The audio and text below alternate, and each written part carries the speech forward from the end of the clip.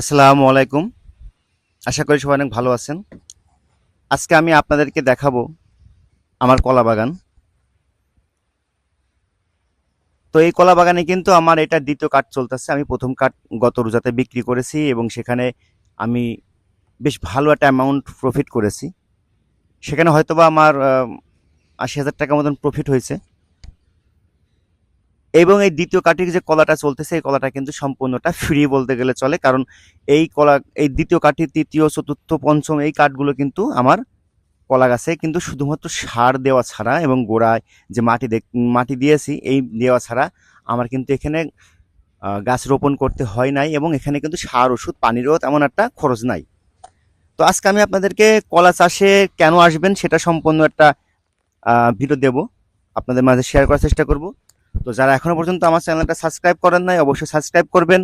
আমার ভিডিও ভালো লাগলে অবশ্যই লাইক করবেন, কমেন্ট করবেন। আপনারা আমাকে কিছু জানাতে চাইলে, আপনারা কিছু জানতে চাইলে অবশ্যই আমার ভিডিওটা দেখবেন এবং কমেন্ট বক্সে আপনাদের মন্তব্যটা দিবেন। তো শুরু করতেছি আজকে ভিডিও।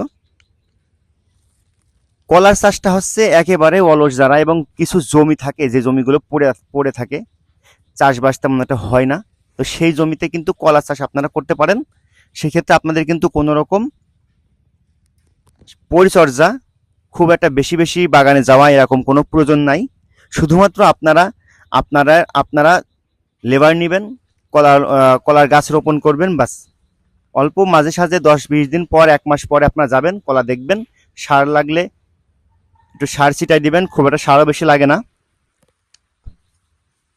তো কলা গাছের আপনারা জানেন কিনা জানি না, কলা গাছে কিন্তু কোনো রকম পোকা, ছত্রাক বা ভাইরাস জনিত যে সমস্যাটা চাষিরা বিভিন্ন সবজির ক্ষেত্রে ফেস করেন, কলা গাছে কিন্তু এরকম কোনো ভাইরাস জনিত পোকার আক্রমণ কিন্তু হয় না।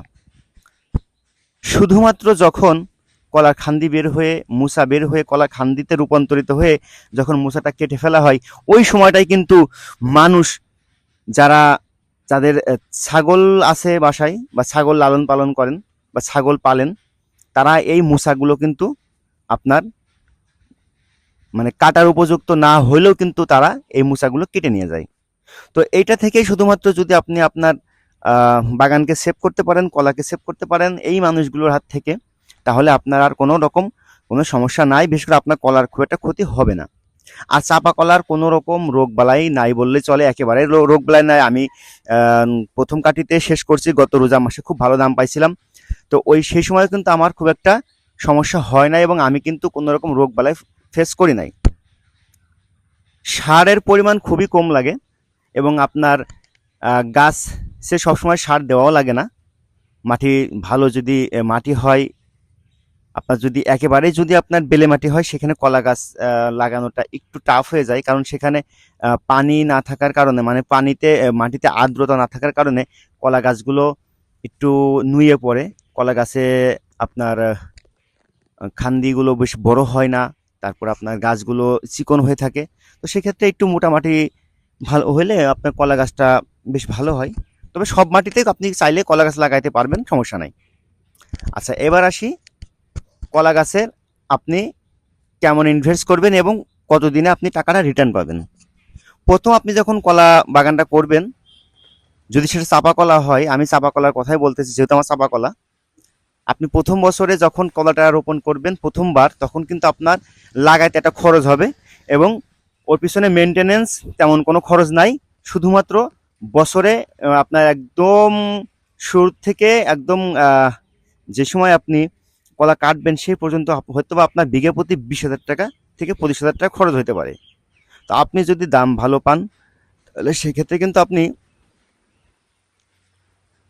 70,000 থেকে 80,000 টাকা বিঘা প্রতি আপনি কলা বিক্রি করতে পারবেন। আচ্ছা, দ্বিতীয় এর পরের বছর আপনি যখন কলাটা কেটে ফেলে দিলেন, কাটার পরে আপনি পোয়াগুলো রেখে দিবেন। পোয়াগুলো রেখে দিলে ওখানে কিন্তু আপনার কলা গাছ লাগানো যে খরচটা সেটা কিন্তু লাগতেছে না, আপনার গোড়া বানতেও হইতেছে না, আপনি সার দেওয়া লাগতেছে না। পরবর্তীতে কলা গাছটি বড় হলে আপনি সে সময় সার দিয়ে দিবেন এবং প্রতিনিয়ত কিন্তু আপনার বাগানে যাইতে হইতেছে না। তো যাই হোক, কলা গাছ যারা একেবারে অলস, কাজ করতে চান না কিন্তু জমি জায়গা পড়ে আছে বা চাষ করতে চাচ্ছেন কিন্তু সময় নেই, তারা কলা বাগান করবেন, কলা চাষ করবেন। তাতে আপনারা অনেক উপকৃত হবেন এবং এই গাছগুলোতে কিন্তু 100% আপনার টাকা রিটার্ন আসবে। কারণ কলা গাছ কিন্তু ভাইরাস নেই, আমি আগেও বলেছি এখনও বলতেছি, কলা গাছে কোনো ভাইরাস হয় না। শুধুমাত্র কলা গাছের সব থেকে যেটা বড় শত্রু সেটা হচ্ছে আপনার আশেপাশের মানুষ, যারা গরু ছাগলের জন্য এই কলা গাছের এই মুসাগুলো কেটে নিয়ে যায়। আমার কিন্তু কলা গাছে বেশ কিছু কলা গাছে মুসা আমার কিন্তু মানুষ কেটে নিয়ে গিয়েছে। তো কে কলা গাছে মুসা কাটলে সমস্যা নাই, কিন্তু যেটা কাটার মতো হয়েছে সেটা তো কাটতে হবে, কিন্তু মানুষ তো এটা করে না। যেটা কাটার দরকার না, এখনো হয় নাই, পোক্ত হয় নাই কলা, সেই কলা গাছটা বাস একদম কলা টলা সহকারে বাস কেটে নিয়ে চলে গেলো। এই দেখুন আমি আপনাদেরকে দেখাইতেছি, এই কলাটা ভাব দেখুন, এই কলাটার কিন্তু মোচাটা কিন্তু এখনো কাটার মতন উপযুক্ত হয় নাই, কিন্তু কেটে নিয়ে গেছে, তাও দেখুন কলা সহ কাটছে। তো এই হচ্ছে গিয়ে কলা গাছের সব থেকে বড় শত্রুই আমাদের মতো মানুষ, যারা আসলে মানুষ রূপে মানে আছে ছাগলের মতন ব্যবহার আর কি। যাই হোক, তো আমি আজকে আপনাদেরকে আরও যেটা বলবো সেটা হচ্ছে আমার আরও 2টা কলা বাগান আছে, আমি সেদিকে যাই নাই, সেটা এক জায়গায় আপনাদেরকে দেখাবো অবশ্য। 2 জায়গায় আমার আরও 2টা কলা বাগান আছে।